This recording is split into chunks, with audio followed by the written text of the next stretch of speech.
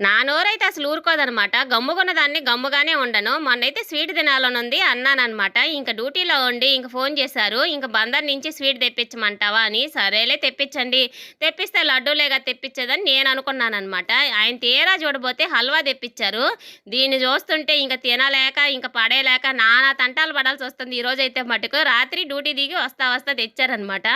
సర్లే అదేందో బంక బంకగా ఉందండి. అసలైతే మటుకు జిగురు జిగురుగాను.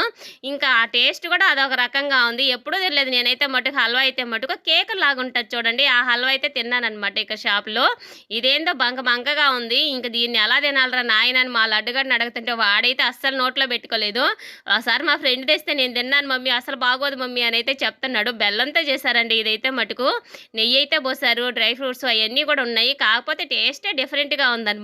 దీన్ని తినలేక దీంట్లో నేను కొంచెం పాలకోవ వేసుకొని ఇంక ఎట్టోకట్ట తిందామని చూసాను. ఇంక నా వల్ల కాక అది ఎత్తి అక్కడ పెట్టినాననమాట. ఇంక డ్యూటీ నుంచొస్తే ఆయనకే ఇస్తాను తినమనైతే మటుకు.